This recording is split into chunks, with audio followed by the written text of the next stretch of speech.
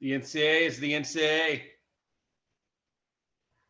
I mean, nine times out of 10, you're not going to find people that agree with the NCAA because the NCAA deals in the absence of logic a lot of times to a normal human being.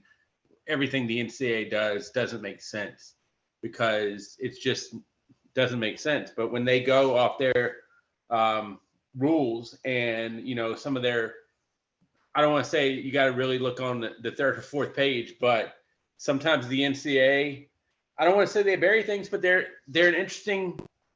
College football at some point is going to not be governed by the NCAA. I will be shocked if it's governed by the NCAA in maybe about 7 or 8 years. I mean, right now, do you know what the NCAA sounds like to me right now?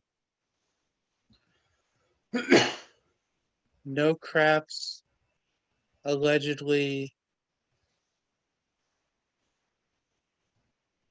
cured. Because, I mean, it's like one hand's talking to the other hands and then going behind the other hand and saying, yeah, well, now we want you to do this. Now we don't want you to do this, but we said we wanted you to do this. And I mean, it's just going to, at some point, the NCAA is going to go down. Yep.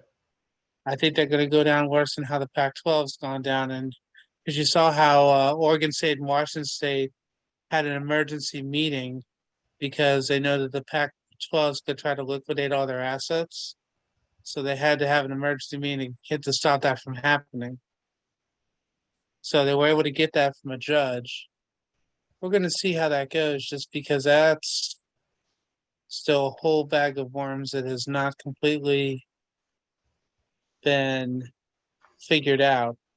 The Top 25 Rundown every Wednesday at 9 p.m. Eastern here on the Sportscast.